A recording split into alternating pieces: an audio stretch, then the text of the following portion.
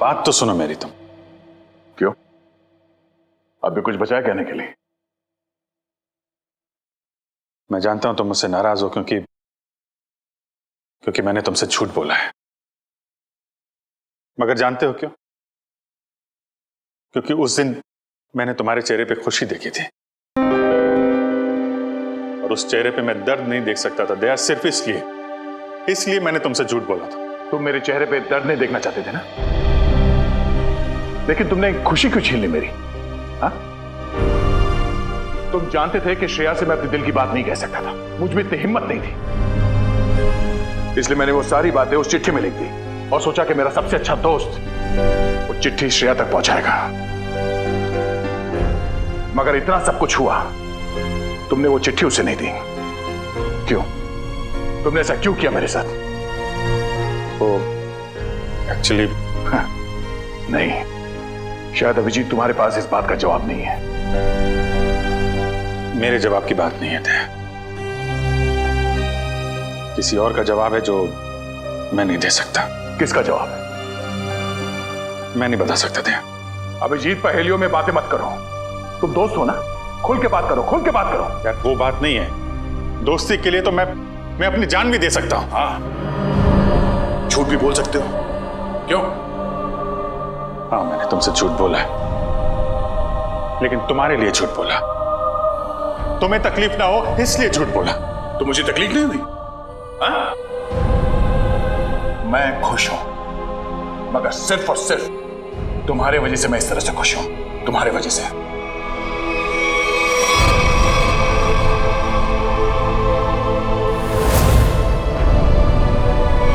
क्या 1 मिनट यार, प्लीज, ये श्रेया का गुस्सा मुझ पे मत उतारो यार।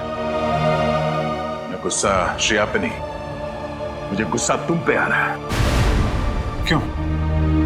कसूर क्या है मेरा? यही कि मैं तुम्हें खुश देखना चाहता हूं।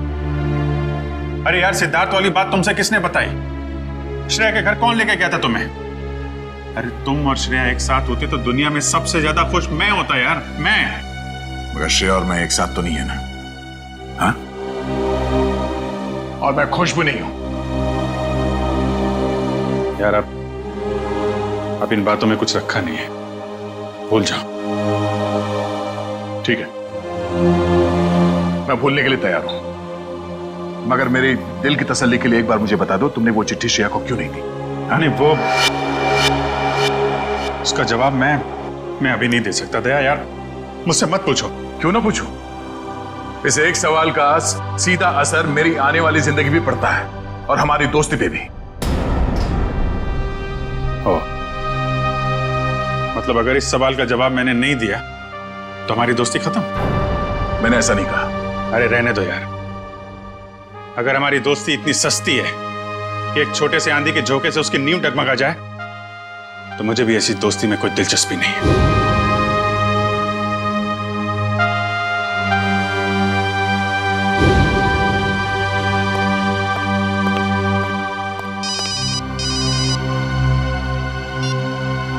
हेलो,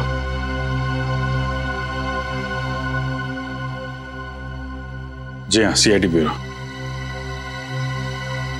जान खतरे में? 1 मिनट, कहां से बोल रहे हैं आप?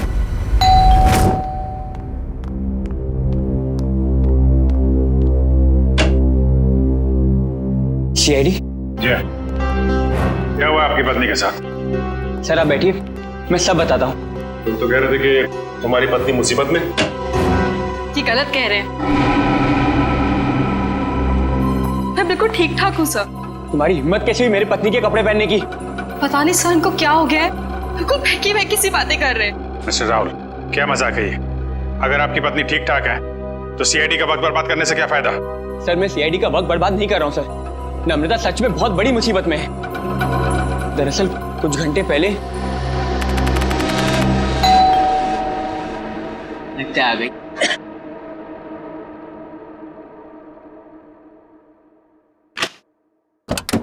हाँ साहब, आपका नया बावर्ची साहब। अरे बॉस, लगता है आप गलत पते पे आ गए। पता भी यही है, घर भी यही है। नम्रता मैम साहब ने मुझे काम पे रखा है खाना बनाने के लिए साहब। कमाल है, नम्रता ने मुझे बताया नहीं कि वो एक नया बावर्ची रख रही है। बोलो साहब, खाने में क्या क्या बनाऊं साहब? अरे वो नम्रता आ जाएगी थोड़ी देर में, वो ही बता देगी खाने में क्या बनाना है। तब तक एक काम करो, तुम मेरे लिए एक कप चाय बना दो। ठीक है साहब। रसोई कहाँ है साहब? उस तरफ। उस तरफ।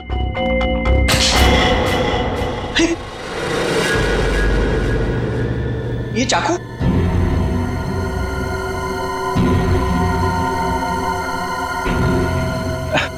घबराइए मत साहब, इससे मैं फल काटता हूँ, भाजी काटता हूँ साहब, और मांस भी काटता हूँ साहब। ठीक ठीक, तुम जाओ चाय बना। हाँ जाता हूँ साहब, चाय बनाता हूँ साहब। कैसे आदमी को काम पे रख दिया नम्रता ने।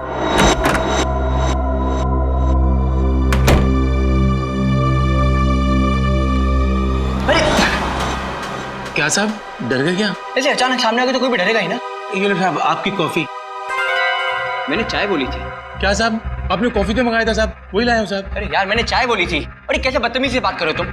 अरे एक तो गलती कर रहे हो, ऊपर से बदतमीजी से बात कर रहे हो मेरे साथ। कैसा आदमी रख दिया है। सॉरी डार्लिंग, आने में थोड़ी देरी होगी। वो मॉल में ना अच्छी सी सेल लगी है तो कुछ ज्यादा ही शॉपिंग कर ली। एक्सक्यूज मी, कौन है आप? और यूं घर में कैसे घुसे चली आ रही है? अच्छा जी, मैंने कुछ ज्यादा खर्चा कर दिया तो इसलिए तुम अपनी पत्नी से ऐसे बात करोगे? पत्नी? कौन हो तुम? और नम्रता कहाँ है? तुम्हारे सामने। अच्छा, अब समझ में आया। मेरी पत्नी ने ही कहा है ना तुम्हें मेरे साथ मजाक करने के लिए, है ना? राहुल, तुम्हें क्या हो गया? क्यों बहकी बहकी बातें कर रहे हो? बहुत हो गया ये बकवास। हाँ, कहाँ है नम्रता? मैं अभी नम्रता को फोन करता हूँ।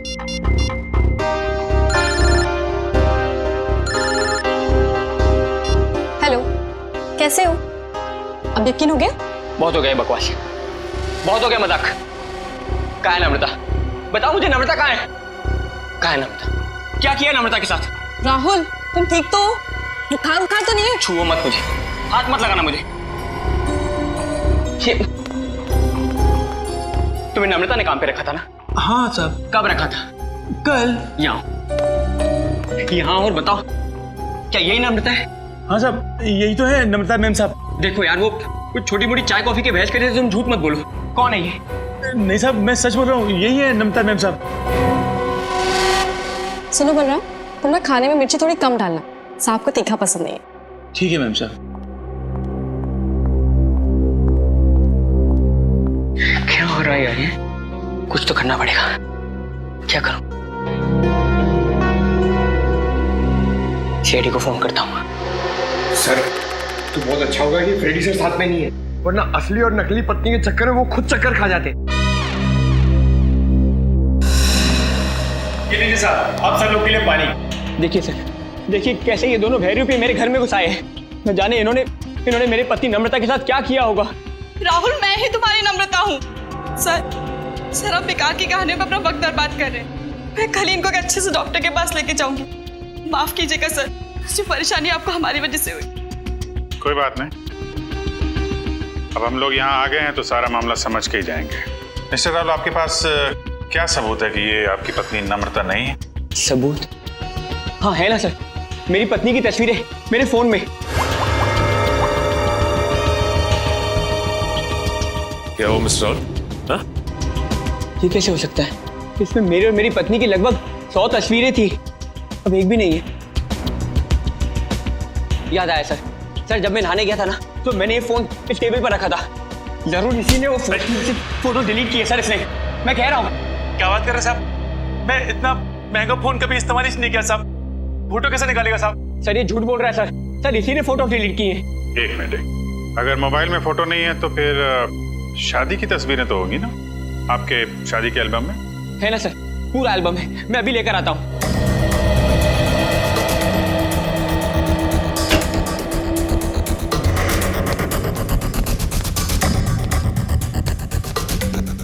सर ये लीजिए सर, हमारी शादी का एल्बम। अब हो जाएगा दूध का दूध और पानी का पानी।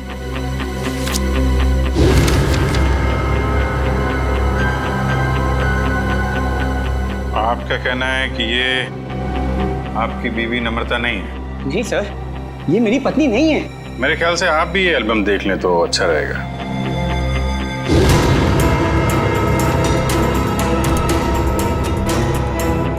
ये कैसे हो सकता है सर? ये कोई बहुत बड़ी साजिश है। ये कोई साजिश है मेरे खिलाफ। जरूर इसमें मेरी पत्नी भी शामिल है। उसी ने भेजा होगा इन दोनों को। मिस्टर राहुल, कभी आप कहते हैं कि आपकी पत्नी खतरे में है, कभी आप कहते हैं कि वो आपके खिलाफ साजिश रच रही है। कहने क्या चाहते हैं आप? सर मुझे कोई खतरा नहीं है और ये कोई साजिश नहीं है। मैंने आपसे कहा ना इनकी तबीयत खराब है। तुम चुप रहो, मुंह बंद रखो अपना। एक मिनट, आप नम्रता हैं, आपके पास कोई आईडी वगैरह है? जी हाँ सर, पासपोर्ट है, पैन कार्ड है। आपको जो चाहिए मैं दिखा सकती हूँ। प्लीज। एक मिनट।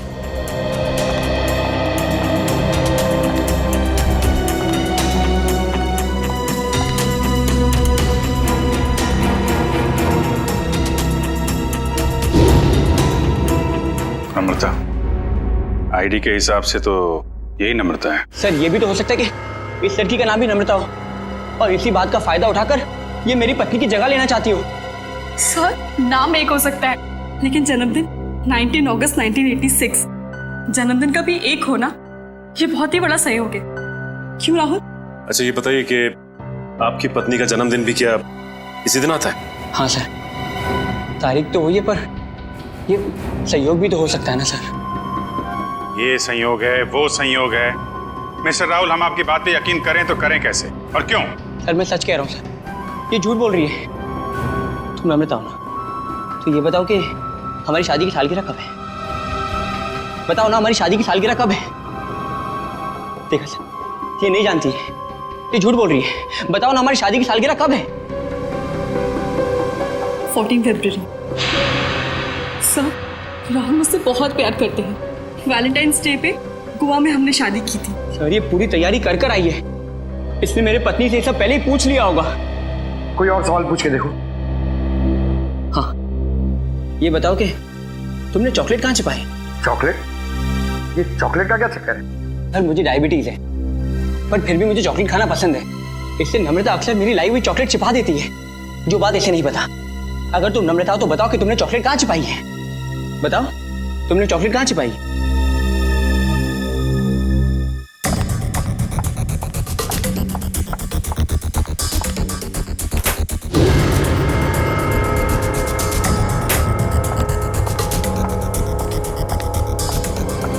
ये रही चॉकलेट। मैं तुम्हें खाने नहीं दूंगी, डायबिटीज है तुम्हें। मुझे डायबिटीज नहीं है, मुझे दे दीजिए। अब क्या कहना आपको मिस्टर राहुल? सर ये लोग पूरी तैयारी कर कर आए हैं। ठीक है, एक पल के लिए हम आपकी बात मान लेते हैं, लेकिन ये आपकी पत्नी है या नहीं, इसका जवाब तो इस घर में ही मिलेगा। तलाशी लो घर की।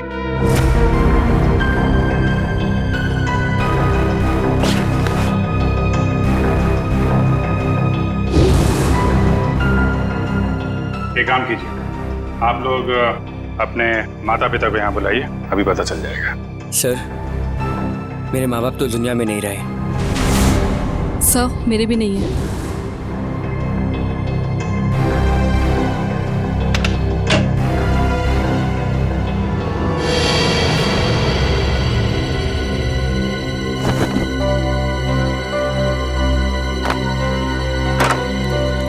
पंकज, ऐसी जगह पे ये डस्टबिन कैसे पड़ा? तो कोई रिश्तेदार दोस्त वो तो होंगे इस शहर में ना, उनको बुलाइए। सर दरअसल हम कुछ ही दिन पहले बैंगलोर से यहाँ शिफ्ट हुए हैं। यहाँ हम किसी को भी नहीं जानते। ओह, तो तुमने ये भी पता लगा लिया है?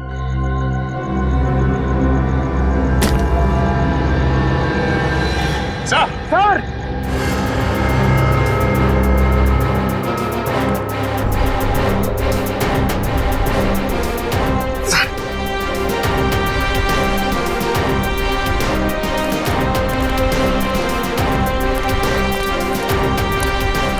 सर, लाश।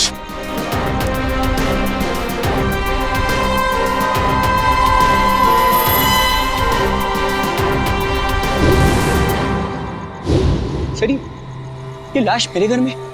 ये कौन सा खेल खेल रहे हो तुम राहुल? पहले पति पत्नी का झगड़ा सुलझाने के लिए यहाँ बुलाया, फिर तुम्हारे घर से एक लाश निकली है। किसकी लाश है ये? सर मुझे कुछ नहीं पता सर मैं इसे जानता भी नहीं। सर मैं भी इसे नहीं जानती। तुम जानते हो? नहीं साहब, मैं नहीं जानता उसको। ये देखिए सर, यहाँ इसके सीने पे गोली मारी है और इसके गले पे खरोच का निशान भी है। घाव तो बिल्कुल ताजे हैं, लगता है कुछ घंटों पहले इसे मारा गया है। कोई आईडी वगैरह मिली? एक मिनट।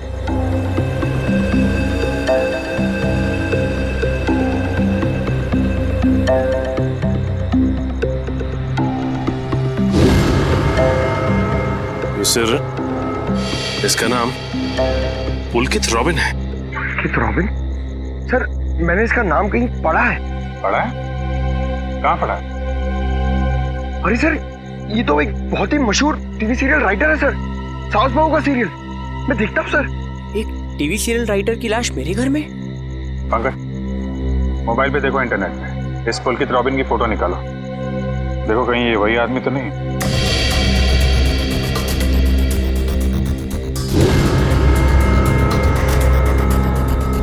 ये तो वही है सर, ये मर गया।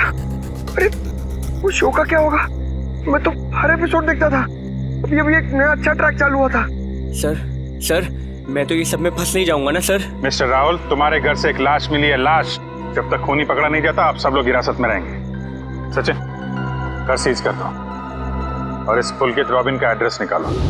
अब राधिका समीर से कहेगी दूर हो जाओ मेरी नजरों से, मैं तुम्हारी शक्ल भी नहीं देखना चाहती।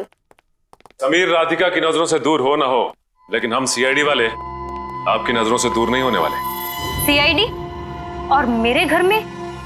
जी, वैसे आप राइटर्स लोगों का काम बहुत मुश्किल होता है ना, इतना पेचीदा ताना बाना मुनना पड़ता है, कभी कहानी का, कभी किरदारों का और कई बार खून का। दरअसल मैं समझी नहीं, आप लोग यहाँ क्यों आए हैं?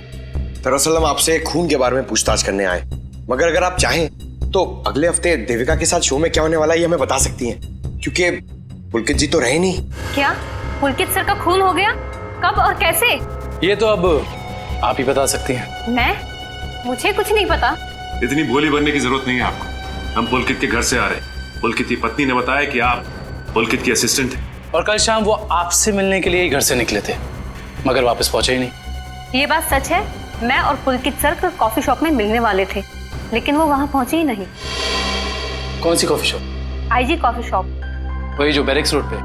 हाँ जी वही। मगर पुलकित की लाश हमें मिली सृष्टि नगर में, और ये बैरिक्स रोड सृष्टि नगर से बहुत दूर है। तो इसका मतलब ये है कि तुमने पुलकित को कॉफी शॉप पर बुलाया, उसके बाद उसे बहला फुसलाकर तुम सृष्टि नगर ले गई और वहां तुमने उसका खून कर दिया। नहीं, ये बात गलत है, मैं ऐसा क्यों करूंगी? क्योंकि तुम पुलकित से जलती थी और तुम पुलकित की जगह लेना चाहती थी, इसलिए तुमने पुलकित का खून कर दिया। ये सब झूठ है। मैं 8 बजे से लेकर 11 बजे तक उनका इंतजार करती रही, पर वो वहां पर पहुंचे ही नहीं। मैं घर वापस आ गई क्योंकि उनका फोन भी नहीं लग रहा था। आपकी बात में कितनी सच्चाई और कितना झूठ ये बहुत जल्द पता लग जाएगा। आप हमारे साथ चलिए। मगर कहाँ? ये सब क्या है? आप लोग हमें यहाँ क्यों लाए हैं? कोई कुछ बता क्यों नहीं रहा है हमें? एक मिनट, शांत हो जाए मैडम, सब कुछ पता चल जाएगा। मैं पुलकित की पत्नी हूँ और आप मुझ पर भी शक कर रहे हैं। हम किसी पर शक नहीं कर रहे, हम अपनी ड्यूटी कर रहे हैं। ये आप प्लीज अपना हाथ आगे बढ़ाइए, हम लोगों को आपके खून के सैंपल्स लेने हैं। खून का सैंपल? मगर क्यों? क्योंकि पुलकित की गर्दन पर हमें कुछ खरोंच के निशान मिले और उस खरोंच में नेल पॉलिश के ट्रेसेस हैं। इसका मतलब साफ है, पुलकित के खून में किसी लड़की का हाथ है। लाइए हाथ आगे कीजिए। तो फिलहाल इस केस में लड़कियां सिर्फ आप तीनों ही। सर आप लोग खूनी को ढूंढने में इतनी मेहनत करें, प्लीज मेरे पत्नी को भी ढूंढिए ना। न जाने नम्रता किस हाल में होगी, कहाँ होगी। फिर वही बात राहुल, कब तक खेलोगे ये खेल?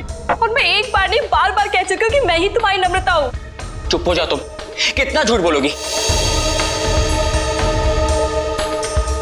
क्या चाहिए तुम्हें? पैसे चाहिए ना? कितने पैसे चाहिए तुम्हें मेरे घर और मेरी जिंदगी से जाने के लिए? क्या? मैं और पैसे? कैसी बात कर रहे हो तुम राहुल? मिस्टर राहुल, आपके पास आपकी पत्नी का फोटो नहीं है, चेहरा तो याद है, कम से कम उनका स्केच तो बनवा सकते हैं। जी सर, जरूर। ये बाल आगे से, हाँ यहाँ से थोड़े और लंबे। सर, हमारे क्रिमिनल डेटाबेस में इस बावर्ची का कोई रिकॉर्ड नहीं है। देखा साहब, मैं बोल रहा था ना साहब, मैं एकदम निर्दोष है साहब, मुझे जाने दो ना साहब। ठीक है, तुम जा सकते हो, मगर याद रख तुम शहर से बाहर नहीं जाओगे और जब भी बुलाया जाए ब्यूरो आ जाना। ठीक है।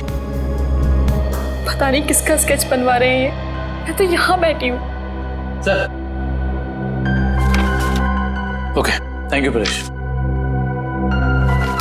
तो राहुल, स्केच ठीक बना? हाँ सर, बिल्कुल यही है मेरी पत्नी नम्रता। और मैं कौन हूँ? इसकी सौतन? पता नहीं सर किस लड़की का चेहरा है ये, किसका चेहरा बनवाया इन्होंने, मुझे तो समझ में नहीं आ रहा। किसकी नजर लगी है हमारी हंसती खेलती जिंदगी को। सर इसके आंसू पे मत जाइए, ये मगरमच्छ के आंसू है। ये इन्हें हथियार बना के मेरे खिलाफ इस्तेमाल करना चाहती है, मुझे फंसाना चाहती है सर। राहुल, अगर तुम्हें मेरे साथ नहीं रहना तो साफ साफ कह दो ना, मैं तुम्हें डिवोर्स दे दूंगी। पर ये सब ड्रामा करने की क्या जरूरत है? सर ये पुलकित के कॉल रिकॉर्ड्स हैं। उसने जेनिफर के साथ में शाम को 5 बजे बात की थी और ठीक 1 घंटे बाद उसे लैंडलाइन नंबर से फोन आया था सर। अच्छा, ये लैंडलाइन नंबर है किसका, कुछ पता किया?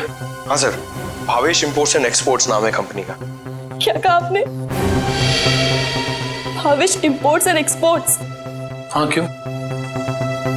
आप इस कंपनी के बारे में जानती हैं? हाँ सर, मैं जानती हूँ। राहुल इसी कंपनी में तो काम करते हैं।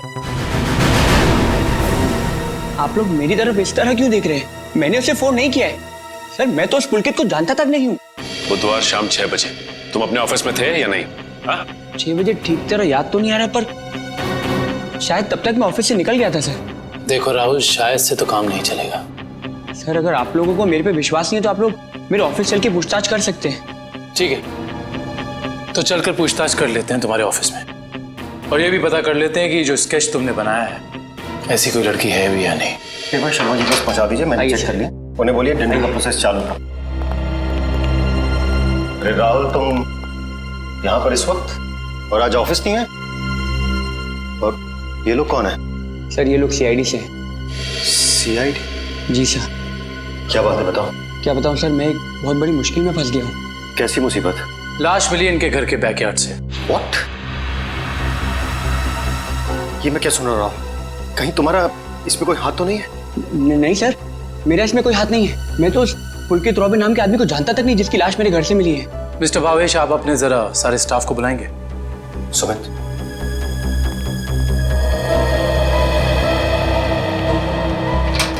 सुनो, सबको बॉस अंदर बुला रहे हैं।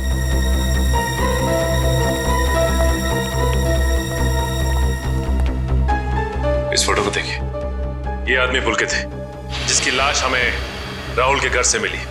कोई पहचानता है इसे? जरा ध्यान से देखिए, टीवी सीरियल लिखते थे। आप इसे पहचानते हैं या इनसे जुड़े किसी आदमी को जिनका इनके साथ संबंध हो? ऐसा तो हो नहीं सकता कि आप में से कोई भी इन्हें नहीं जानता, क्योंकि आपके ऑफिस के लैंडलाइन से फोन किया गया था शाम को 6 बजे बुधवार। व्हाट? तो शायद राहुल ने किया होगा। मैं क्यों फोन करूंगा सर, मैं तो उसे जानता भी नहीं। और ऐसा भी तो हो सकता है कि इसी ऑफिस से किसी और ने फोन किया हो। और तो और सर, मैं तो जिस घर में रहता हूँ घर भी मुझे ऑफिस की तरफ से मिला है। Interesting, very interesting. आप में से किसी को याद है कि बुधवार को राहुल कितने बजे तक ऑफिस में था? हाँ सर, 5:30 बजे तक। 5:30 बजे, और पुलकित को फोन किया गया 6 बजे। हरीश जी, बहुत बहुत शुक्रिया हमारी दुविधा दूर करने के लिए। Thank you. हरीश, क्या तुम मेरा एक काम और करोगे? हाँ बोलो। तुम्हें याद है तुम वो इम्पोर्टेंट पेपर्स लेकर मेरे घर आए थे? हाँ याद है। तब तुम मेरे पत्नी नम्रता को मिले थे ना? हाँ राहुल, लेकिन उस बात का इस खून से क्या लेना देना है? लेना देना है, क्योंकि एक अनजान औरत मेरे घर में घुस आई है और मेरे पत्नी होने का नाटक कर रही है। क्या तुम प्लीज उसे चल के मेरे लिए पहचान सकते हो? हाँ श्योर। कहाँ है वो औरत? नीचे हमारी गाड़ी में बैठी हुई, आइए हमारे साथ। देखना सर, अब इस औरत का भांडा फूट जाएगा। धीरज रखिए, अभी पता चल जाएगा। अरे हरीश जी, कैसे हैं आप? हेलो नम्रता, मैं ठीक हूँ, तुम कैसी हो? क्या बताओ, पता नहीं राहुल को क्या हो गया है। हरीश, ये तुम क्या कह रहे हो यार? ये मेरी पत्नी नम्रता नहीं है। व्हाट? ये कैसी बात कर रहे हो राहुल? यही तो नम्रता है, तुम्हारी पत्नी, जिससे तुमने मुझे मिलवाया था। अब क्या कहना है मिस्टर राहुल आपका? है कोई जवाब आपके पास? हरीश, लगता है तुम्हारी आंखों का नंबर बढ़ गया है। जाके अपनी आंखें टेस्ट करवाओ। तुम एक ही बार मिले इसलिए शायद इसे पहचान नहीं पा रहे हो। हाँ मिस्टर राहुल, मेरे चश्मे का नंबर जरूर बढ़ गया है, लेकिन मेरी याददाश्त कमजोर नहीं हुई है। यही नम्रता है। यकीन नहीं होता ये सब में तुम भी शामिल हो। सर, मैं कह रहा हूँ पुलकित के खून में ना इसी का हाथ है। अरे ये कैसी बात कर रहे हो राहुल? तुम्हारा दिमाग खराब हो गया है? सर, ये झूठ बोल रहा है। मैं ठीक कह रहा हूँ सर। राहुल, ठीक और गलत का फैसला हम लोग करेंगे, आप नहीं। सर, मैं आपको कुछ बताना चाहती हूँ। सर, कुछ साल पहले राहुल को एक मानसिक बीमारी थी और शायद उन्हें वो बीमारी वापस हो गई है। क्या? इतनी बड़ी बात तुमने हमसे छुपाई क्यों? ये भी पता कर आई हो तुम? सर, ये सच है कि मुझे बीमारी थी, पर अब मैं बिल्कुल ठीक हूँ। अब चाहे तो बैंगलोर में मेरे साइकियाट्रिस्ट से बात कर सकते हैं। हाँ सर, मैं भी वही कह रही हूँ। ये बिल्कुल ठीक हो गए थे, पर शायद इन्हें दोबारा दौड़ना पड़ रहा है। ये मुझे पहचानने से इनकार कर रहे हैं। सर, शायद इन्होंने ही पुलकित को मारा होगा। चुप हो जाओ तुम। एक तो मेरी बीवी को गायब कर दिया, ऊपर से मेरे पे झूठा इल्जाम लगा रही है। मैं इसे जान से मार दूंगा। पीछे हो। क्या बिगाड़ा है मैंने राहुल तुम्हारा? सर प्लीज राहुल को अपनी कस्टडी में ले लीजिए सर। देखिए ना, अपनी पत्नी को दिन दहाड़े जान से मारने की धमकी दे रहा है ये। पुलकित का खून राहुल ने किया है या किसी और ने, इसका पता तो हम लगा ही लेंगे। मगर ऐसा तो हो नहीं सकता कि पुलकित को मरते हुए किसी ने देखा या सुना ना हो। उस मोहल्ले के लोगों से पूछताछ करनी होगी। सर, आसपास के सभी घरों में हमने पूछताछ कर ली है, बस ये एक आखिरी घर बाकी है। चलो यहाँ भी पूछ के देखते हैं। संभल के।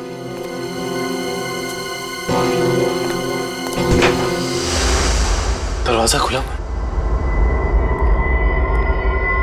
तो इस तरह से दरवाजा क्यों खुला छोड़ेगा? और यहाँ ये कैमरा कैसे? इधर भी। कुछ तो गड़बड़ है यहाँ पे। एक काम करते हैं, इस घर की तलाशी अच्छी तरह से लेते हैं।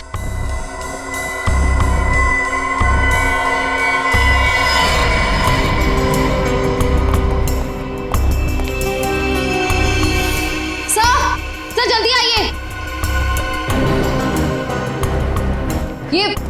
ये देखिए, एक और कैमरा, 2 कंप्यूटर स्क्रीन, स्पीकर्स और हेडफोन्स। दो कंप्यूटर स्क्रीन एक साथ बाहर और यहाँ कैमरास भी लगे। कहीं यहाँ वीडियो एडिटिंग तो नहीं चल रही? इसे ऑन करो।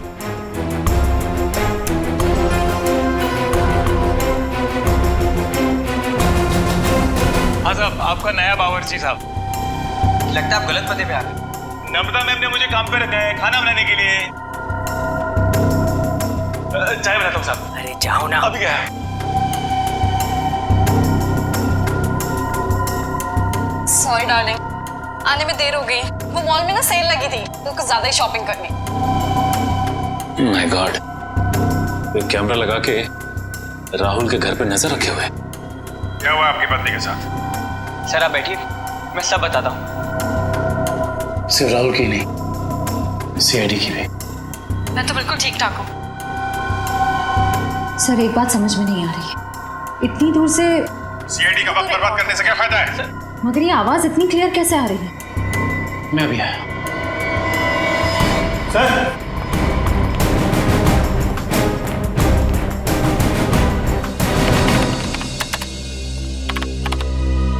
एक काम करते हैं, इस जगह को अच्छी तरह से छान मारते हैं। हो सकता है यहाँ कुछ मिल जाए। हाँ?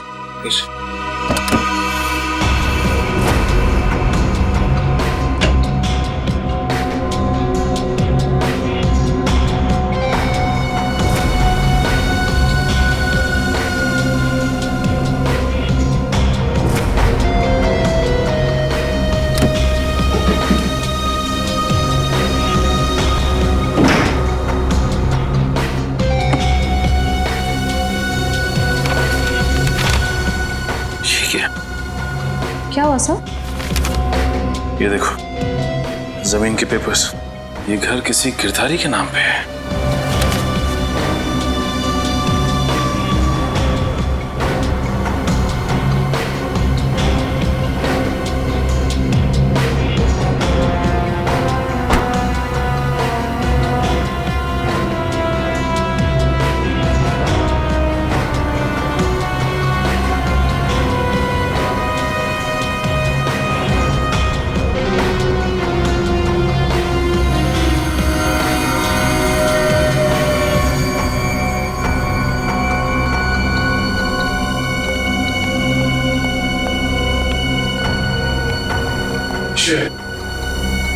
तुम्हारे सारे सवालों का जवाब ये माइक है जो मुझे राहुल के घर से मिला। स्पीकर के अंदर छुपा के रखा हुआ था। इसका मतलब गिरधारी जो राहुल के घर पर नजर रखे हुए था उसी ने माइक लगाया हमें। कौन गिरधारी? अरे दुष्यंत, ये घर के कुछ पेपर्स मिले जिसमें लिखा है कि गिरधारी इस घर का मालिक है। आप लोग सुंदर जी के मेहमान हैं? तुम कौन हो? जी मैं तो यहाँ पर किराए पर रहता हूँ, पर आप लोग कौन हैं? हम लोग सीआईडी से। सीआईडी? जी हाँ, सीआईडी। देख के लगता है कि तुम कहीं बाहर से आ रहे हो। यहाँ सर मैं तो अभी गोवा से आ रहा हूँ, पर आप लोग यहाँ पर सुंदर जी ने कहीं कुछ। एक मिनट, ये सुंदर कौन? सर जब मैं यहाँ से जा रहा था तो मैंने ये घर सुंदर नाम के एक अंकल को किराए पर दिया था। क्या बात, तुम खुद यहाँ पे किराए पे रहते हो और ये घर तुमने किसी को किराए पे दे दिया? सर मैंने सोचा कि गोवा जाने का खर्चा निकल आएगा सर, इसलिए। और गिरधारी जी जिनका ये घर है वो कहाँ? सर वो तो लंदन में रहते हैं सर, साल में सिर्फ एक बार ही इंडिया आ पाते हैं। ओह, उसी का फायदा उठा रहे हो तुम? ये कंप्यूटर कैमरास तुम्हारे? नहीं सर, ये सब मेरा नहीं है सर। झूठ बोल रहे हो तुम राहुल के घर पे नजर रखे हुए थे, जासूसी कर रहे थे उस पे। जासूसी? सर मैं राहुल के ऊपर जासूसी नहीं कर रहा था सर। देखो हमने रिकॉर्डिंग देख ली है, सच सच बताओ। मैडम मैं तो कॉलेज में पढ़ता हूँ, इतनी सारी महंगी चीजें मैं कहाँ से लाऊंगा? तो फिर ये सारी की सारी चीजें किसकी है? उस आदमी की जिसे तुमने किराए पे रखा हुआ, सुंदर? सर हो सकता है सर। नंबर दो सुंदर का। सर पिछले हफ्ते गोवा में मेरा मोबाइल चोरी हो गया था तो तुम्हारे सारे नंबर्स चले गए।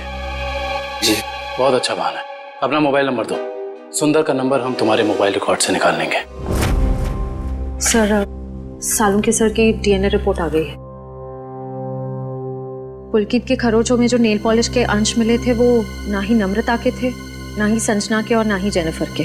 मतलब इस केस में कोई और औरत भी शामिल है? सर हो सकता है वो स्केच वाली औरत हो जिससे राहुल अपनी बीवी कह रहा है। हो सकता है। जब तक हमें उस औरत के बारे में कुछ पता नहीं चल जाता कुछ कह नहीं सकते। क्या हुआ, उस नेल पेंट के बारे में कुछ पता चला क्या?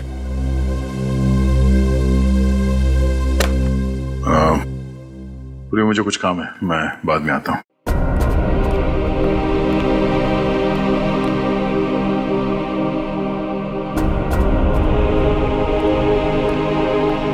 सर जतिन के फोन रिकॉर्ड्स चेक करिए। सुंदर का नंबर तो नहीं मिला, मगर किसी मनीष नाम के आदमी का नंबर मिला है। करता क्या है मनीष?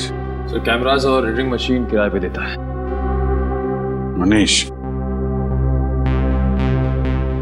इस मनीष से मिलना पड़ेगा। सर यही है वो सुंदर अंकल जिन्हें मैंने अपना घर किराए पे दिया था। कौन सुंदर? मैं मनीष हूँ। गलत बात है मनीष जी, आप इतने महंगे कैमरा इक्विपमेंट्स ऐसे ही खुले घर में छोड़ा है। इन्हें तो अरेस्ट करना होगा। बिल्कुल।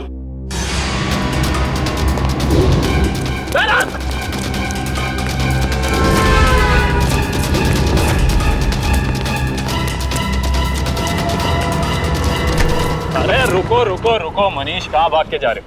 अभी तो तुम्हारा ऑडिशन भी बाकी है जो शुरू होता है अब। मेरा कोई इरादा नहीं था सर, मैंने तो वही किया जो मुझसे कहा गया था करने के लिए। जिसने मेरे दुकान से कैमरा और एडिटिंग मशीन किराए पे लिया था उसी ने मुझसे कहा था ये सब करने के लिए। जिसने तुमसे कैमरा किराए पर लिया उसी ने तुमसे घर भी किराए पर लेने को कहा? जी सर, उसी ने मुझसे कहा था कि कैमरा इस तरह से फिट करूं कि सामने वाले घर का सारा नजारा दिखना चाहिए। अब तो मिलना पड़ेगा इस इंसान से। है कौन ये जनाब? जी कहिए। जी हम लोग सीआईडी से। सीआईडी? आइए। भावेश का कुछ पता चला क्या? भावेश का पता चला मतलब? हम लोग तो भावेश से ही मिलने आए। लेकिन वो तो कल से घर नहीं आए, उनका फोन भी नहीं लग रहा है। क्या कल से घर नहीं आए? आपने पुलिस में रिपोर्ट लिखवाई? मैंने रिपोर्ट लिखवाई थी लेकिन उन्हें भी कुछ पता नहीं चल पा रहा है। सर लगता है उन्हें पता चल गया होगा कि हम आने वाले हैं, इसलिए। एक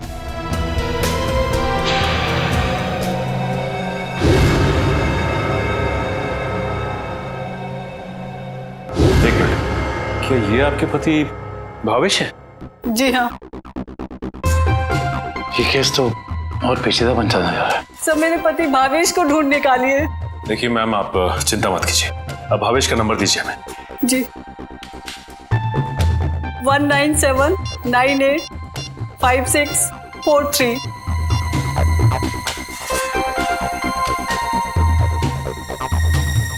भावेश का फोन तो ऑफ आ रहा है। पंकज, भावेश के फोन के IMEI नंबर से पता करो कि उसका मोबाइल इस वक्त कहाँ है।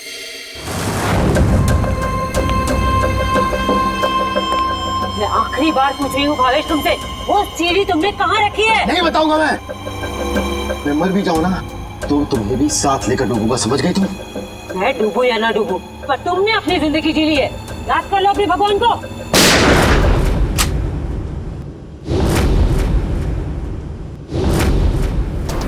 बस मुन्नी दुरेली, बहुत मचा रही आतंक। कानून को काफी वक्त से तुम्हारी तलाश थी, मगर हमें नहीं पता था कि हम इस केस के जरिए तुम तक भी पहुंच जाएंगे। खुश तो ऐसे हो रहे हो जैसे तुमने मुन्नी को जेल में डाल दिया है। ये तुम्हारी खुशकिस्मती है या बदकिस्मती कि तुम मुन्नी के दरबार में खुद चलकर आए हो? देख क्या रहे हो, खून दो इनको।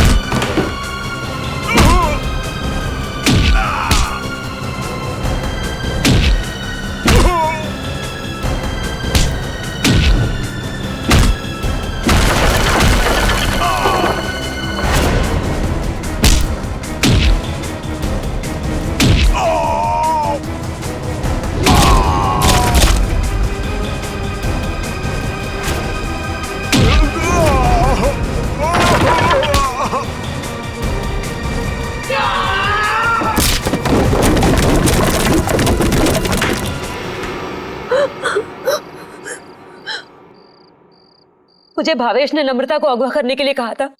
क्यों भावेश, क्या बिगाड़ा था नम्रता ने तुम्हारा? बहुत लंबी कहानी है। कोई बात नहीं मिस्टर भावेश, CID के पास मुजरिमों की दास्तान सुनने के लिए हमेशा वक्त रहता है। शुरू कीजिए अपनी कहानी। ये उस वक्त की बात है जब मैं शहर में नया नया आया था। टेलीविजन की दुनिया में लेखक के तौर पर नाम कमाना चाहता था। अलग अलग तरह की कहानियां लिखी, अलग अलग तरह के किरदारों को जन्म दिया। मेरी आंखों में सिर्फ एक ही सपना था कि किस तरह मेरी कहानी छोटे पर्दे पर साकार हो जाए। मगर तुम्हारा तो इंपोर्ट एक्सपोर्ट का बिजनेस था ना?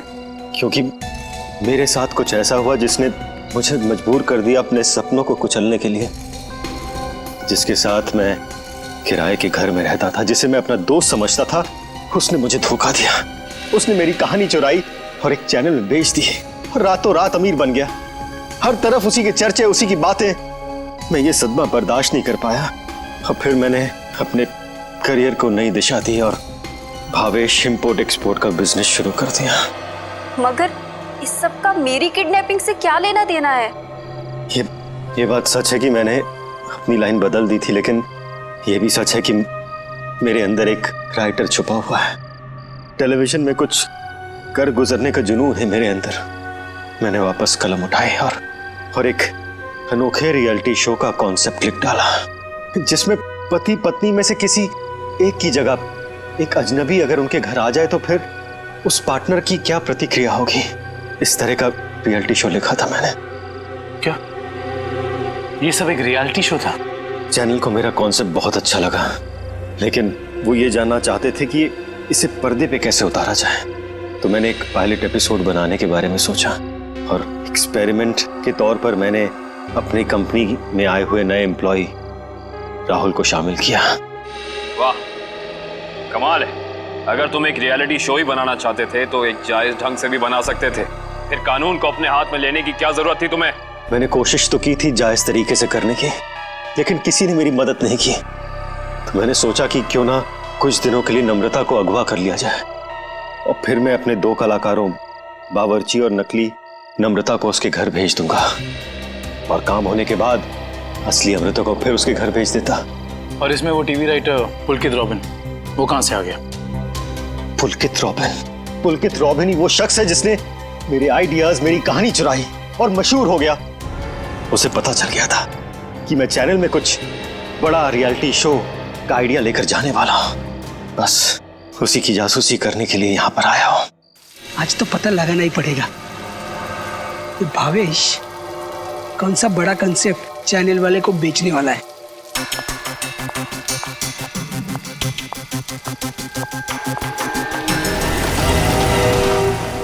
घर पहुंचकर जब मैं मेरे लगे हुए कैमरा की फुटेज देख रहा था तब मैंने देखा कि इस मुन्नी ने पुलकित का खून कर दिया है और मेरे बने बनाए प्लान को चौपट कर दिया। मैं उसे मारना नहीं चाहती थी, वो खुद बीच में आ गया था।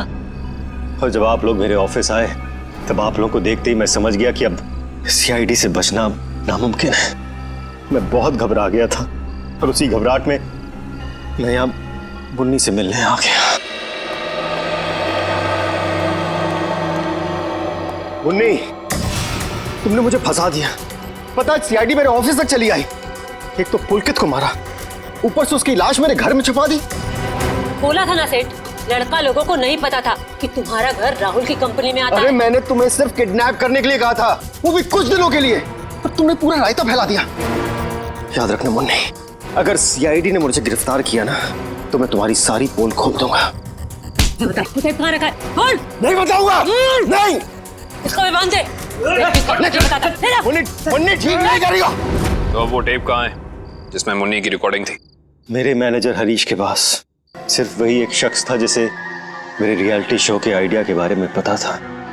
और वो माइक, वो कब लगाया राहुल के स्पीकर में? वो स्पीकर राहुल का नहीं था, वो स्पीकर भी गिफ्ट के तौर पर मैंने राहुल के घर भिजवाया था। जब हरीश उसके घर फाइल लेकर गया तो उसी के साथ मैंने स्पीकर भिजवा दिया था। लेकिन आपने हमारे विश्वास के साथ खिलवाड़ किया है भावेश जी। मुझे माफ कर दीजिए, मैं तो बस ये सोच रहा था कि टेलीविजन में मुझे नाम कमाने का इससे अच्छा मौका नहीं मिलेगा, बस इसीलिए मैंने ये सब कुछ किया। मुन्नी को तो फांसी होएगी, तुम्हारा जुर्म भी कुछ कम नहीं है भावेश। बिल्कुल, क्योंकि मिस्टर भावेश आपने एक किडनैपिंग करवाई और उस दौरान एक आदमी का खून हुआ है। आपके भविष्य का फैसला तो अब अदालत करेगी। सर क्या हुआ है?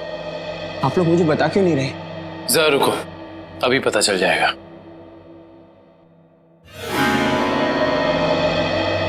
राहुल,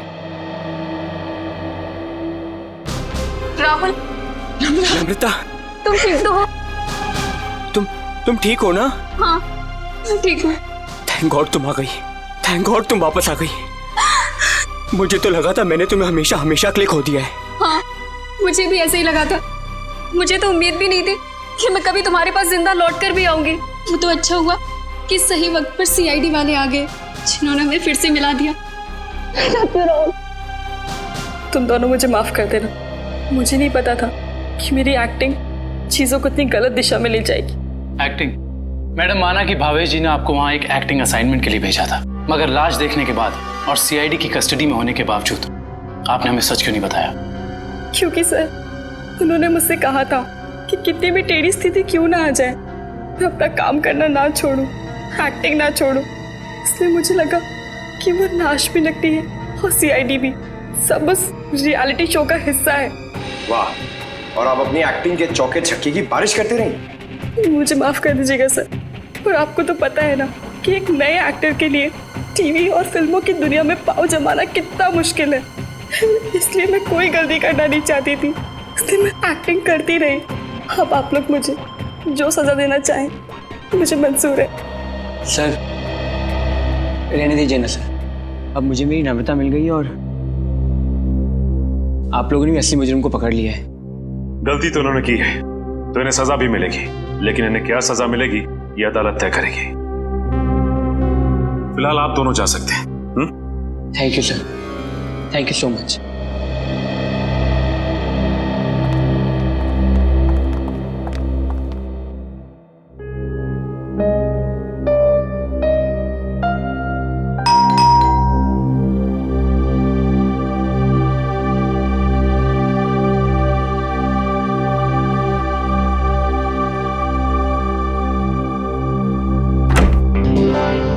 तारिका, आवा, अच्छा हुआ तुम आ गई। सब ठीक है ना अभिजीत? नहीं, इस वक्त बुलाया इसलिए पूछ रही थी। नहीं वो एक्चुअली मुझे तुमसे कुछ जरूरी बात करनी थी। कितने परेशान लग रहे हो, क्या बात है? एक्चुअली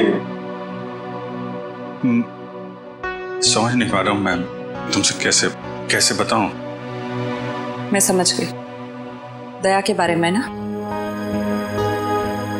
मैं जानता हूँ ये सुनकर तुम्हें बहुत धक्का लगेगा, और इससे पहले मेरी हिम्मत जवाब दे जाए, मैं तारिका, जब एसीपी साहब यहाँ वापस आएंगे तो मैं उनसे कहने वाला हूँ वो मेरा ट्रांसफर कर दे। क्या? ट्रांसफर?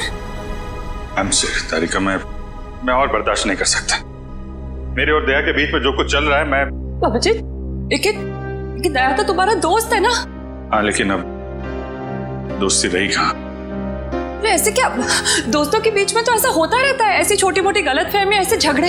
इसका मतलब ये थोड़ी कि एक दोस्त ऐसे मुंह मोड़ के निकल जाए। तारिका, मैं जान दे सकता हूं मैं उसके लिए, वो बात नहीं है, लेकिन ये सब मैंने सपने में भी नहीं सोचा था कि हमारी दोस्ती इस मुकाम तक पहुंच जाएगी। मैंने फैसला कर लिया है, मैं यहां से चला जाऊंगा।